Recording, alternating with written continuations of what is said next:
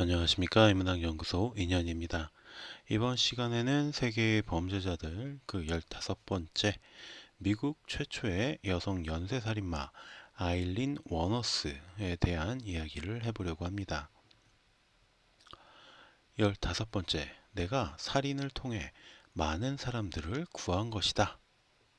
1. 미국을 대표하는 여성 연쇄살인마. 범죄가 남녀노소를 가리지 않듯이 범죄자도 남녀노소 누구나가 될 수 있습니다. 우리나라에도 수많은 여성 범죄자들이 있었는데 김선자, 고유정, 이은혜, 전현주, 정유정 같은 인물들이 대표적이라고 할 수 있죠. 제가 한 번씩 다루었던 인물들입니다. 그렇다면 미국을 대표하는 여성 살인마는 누구일까요? 물론 수많은 범죄자들이 있겠지만 오늘 이야기할 아일린 워너스를 빼놓을 수는 없을 것입니다. 1956년 2월 29일 미시간주 로체스터에서 태어난 그녀의 본명은 아일린 캐럴 피트먼이었습니다. 다만 대부분의 범죄자들이 그러하듯 그녀의 탄생 역시 그리 축복받지는 못했습니다. 그녀의 어머니 다이앤 워너스는 1954년 6월 3일 14살의 나이로 리오 데일 피트먼과 결혼을 했고요. 1년 뒤인 1955년 3월 남자 아이, 그러니까 아일린의 오빠인 키스를 낳게 됩니다. 그러니까 임신을 한 상태로 결혼을 했다라고 볼 수 있겠죠. 문제는 이 남편 피트먼은 정신분열증 환자였고 경범죄를 저지르는 바람에 체포가 된 다음에 군대에 보내졌습니다. 그리고 이때를 기회라고 생각한 다이앤은 피트먼과 이혼을 하는데 당시 아일린은 다이앤의 뱃속에 있었죠.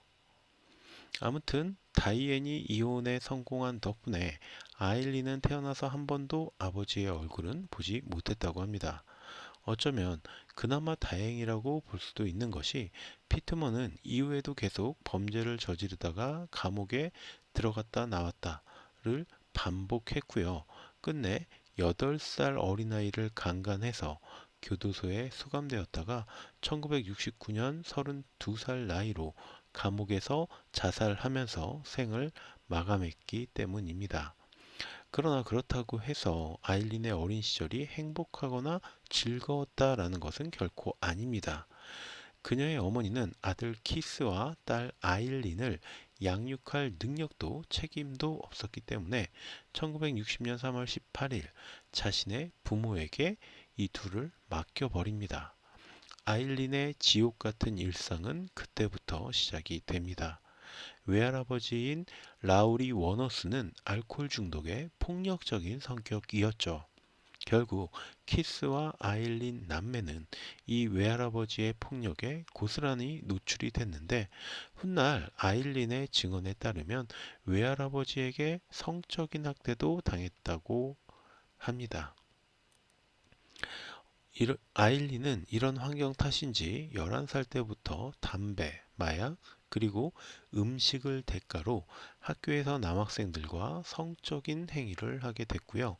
친오빠인 키스와 근친상간을 맺기도 했다라고 주장합니다. 그리고 14살이 되었을 때는 외할아버지의 친구에게 강간을 당해서 아들을 낳게 되었고 이 아이는 곧 입양 보내졌습니다. 이 사건은 아일린에게 큰 트라우마로 남았는데 외할아버지는 오히려 아일린을 집에서 내쫓습니다. 결국 그녀는 매춘을 통해서 생계를 꾸려나가기 시작했고요. 이때 잘 곳이 없어서 차 안이나 어쩔 때는 눈 속에서 잠을 자기도 했다고 합니다. 1974년 5월 27일 18살의 나이로 아일린은 콜로라도주 제퍼슨 카운티에서 음주운전, 난폭한 행동, 그리고 움직이는 차량에서 22구경 권총을 발사한 혐의로 체포가 됐고요. 이후 플로리다로 떠나게 됩니다. 어, 움직이는 차에서 그러니까 총을 쐈다는 거죠. 살벌합니다. 2. 첫 번째 결혼과 이혼, 범죄의 시작. 1976년 7월 17일 그녀의 오빠 키스는 식도암으로 사망을 했고요. 아일린 워너스는 그의 생명보험으로 $10,000를 받게 됩니다. 그리고 이맘때에 아일린은 플로리다에서 69세의 요트클럽 회장 루이스 크레츠펠이라는 부유한 남성을 만나서 결혼을 하게 됩니다. 아일린의 나이는 겨우 20살이었죠. 나이 차이가 그러니까 49세, 한 50년이 나는 거예요. 잠깐의 행복도 잠시 그녀의 성격으로 인해서 남편 펠과의 사이는 점점 멀어지게 됩니다. 그녀는 술집에서 술을 마시다가 시비가 붙은 손님을 구타해서 체포당하거나 바텐더와 또 싸우다가 그에게 당구공을 던져서 중상을 입히는 바람에 체포되기도 하는 등 폭력적인 모습을 자주 보입니다. 게다가 낭비까지 심하다 보니 결국 결혼 7주 만에 두 사람은 이혼을 하게 되었죠. 1978년 그녀는 22살 나이에 스스로 자신의 배에 총을 쏴서 자살을 시도했지만 실패합니다. 그리고 그때부터 이 총구를 타인에게 겨누게 되었죠. 1981년 5월 20일 아일린 워너스는 편의점에서 $35와 담배 2갑을 훔친 무장 강도로 플로리다 에지워터에서 체포가 되어서 1982년 5월 실형을 선고받았고요. 약 1년 동안 감옥에 들어갔다가 1983년 6월 출소를 합니다. 그리고 다음 해인 1984년 5월 1일 그녀는 키웨스트의 은행에서 위조 수표를 건네려 한 혐의로 또 체포가 돼요. 1985년 11월 30일에는 파스코 카운티에서 리볼버와 탄약을 훔친 용의자로 지목이 돼서 1986년 1월 4일에 또 체포가 됐고요. 당시 그녀는 이모의 이름이 적힌 신분증을 제출한 혐의 때문에 자동차 절도, 체포 저항, 공무집행 방해 등의 혐의로 기소가 됩니다. 게다가 경찰은 그녀의 차에서 38구경 리볼버 권총과 탄약 상자도 발견하죠. 1986년 6월 2일 블루시아 카운티 보안관과 부보안관은 한 남성 동료가 아일린이 자신의 차에 총을 넣고 $200를 요구했다. 그러니까 차의 창문에다가 총구를 들이밀고 $200를 요구했다면서 조사를 위해서 그녀를 구속합니다. 조사 결과 아일린은 예비 탄약을 소지하고 있었던 것으로 밝혀졌고 경찰은 그녀가 탑승한 조수석 아래에서 22구경 권총을 또 발견합니다. 1986년 30세의 아일린은 데이토나 비치 게이바 조디악에서 호텔 하녀인 24살의 타이리아 무어와 만남을 갖게 됩니다. 그들은 곧바로 동거를 시작했는데 생계에 필요한 비용은 아일린이 매춘을 통해서 채워 넣었다고 해요. 그러니까 이제 그때부터 레즈비언 생활을 시작한 거죠. 그리고 이후 두 사람은 함께 연쇄살인과 강도 행각을 벌이게 됩니다. 그녀들의 첫 피해자는 51세의 리처드 찰스 말로이로 클리어 워터의 전자제품 가게 주인이었습니다. 1989년 12월 11일 아일린에 의해서 살해당한 그는 12월 13일 자신의 가게에서 멀리 떨어진 숲에서 발견이 됩니다. 그는 여러 차례 총에 맞았고 특히 왼쪽 폐에 2발의 총알이 직접적인 사인으로 밝혀집니다. 훗날 아일린이 체포된 뒤에 그녀는 이 멜러리가 매춘을 위해서 자신을 데려갔고 그곳에서 폭행하고 강간을 했다라고 주장하며 자신은 정당방위로 그에게 총을 쐈다라고 주장합니다. 또 실제로 멜러리는 그 이전에 메릴랜드에서 강간 미수로 유죄 판결을 받은 적이 있기도 해서 이게 완전히 허황된 주장이다라고만 볼 수는 없어요. 하지만 진실은 결국 죽은 이 말로이하고 아일린 두 사람만이 알고 있겠죠. 그리고 두 번째 피해자인 47세의 건설 노동자 데이빗 앤드류 스피어스. 그는 1990년 5월 19일에 실종이 되었고 1990년 6월 1일 벌거벗은 시신으로 시트러스 카운티 플로리다의 19번 국도에서 발견이 됩니다. 그의 몸에 6발의 총상을 입은 상태였죠. 세 번째 피해자는 40세의 파트타임 근로자 찰스 에드먼드 콜스케돈이었고요. 그는 1990년 6월 6일 파스코 카운티에서 시신으로 발견됩니다. 발견 당시 시신은 전기담요에 쌓여 있었고 시신이 심하게 부패가 되어 있었고 몸에는 9발의 총상이 있었습니다. 목격자들은 아일린이 콜스케돈의 차를 가지고 있는 것을 보았다라고 증언을 했고요. 경찰의 수사 결과 아일린은 이 콜스케돈의 것으로 확인된 총을 전당포에 맡긴 것도 확인이 됩니다.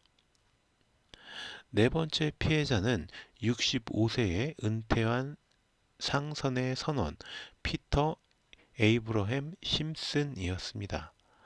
1990년 6월 플로리다주 주피터를 떠나서 아칸소로 향하던 중에 사라졌는데 1990년 7월 4일에 플로리다의 오렌지 스프링에서 그의 차가 발견됩니다. 그러나 차 안에 그는 없었고요. 대신 아일린과 타이리아가 차를 버리고 가는 것을 목격한 사람은 찾을 수가 있었죠. 또한 경찰은 내부 문 손잡이에서 아일린의 지문도 확보를 합니다. 다섯 번째 피해자는 50세의 소세지 판매원 트로이 유진 버레스로 1990년 7월 31일에 실종이 됐고 1990년 8월 4일 마리온 카운티의 19번 국도 주변에서 시신으로 발견됩니다. 그 역시도 두 발의 총상을 입은 상태였죠. 여섯 번째 피해자는 은퇴한 미 공군 소령이자 전직 경찰청장이었던 56세의 찰스 리처드 디컴프리드였습니다. 1990년 9월 12일 마리온 카운티에서 발견된 그의 시신에는 머리와 몸통에 총 7발의 총상이 남아 있었습니다. 그리고 마지막 일곱 번째 피해자는 월터 지노 안토니오인데 이 사람에 대해서는 딱히 알려진 게 없었다고 해요. 3. 추적과 검거 그리고 재판 결과.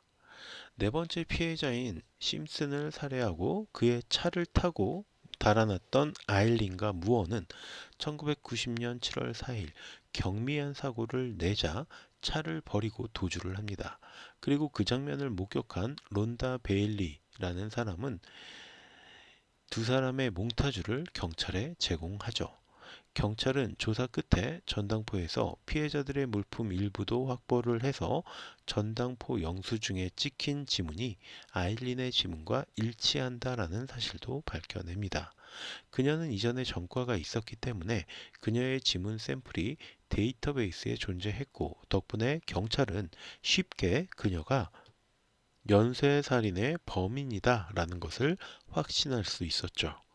1991년 1월 9일 경찰은 블루시아 카운티의 한 술집에서 아일린을 체포하는데 성공합니다.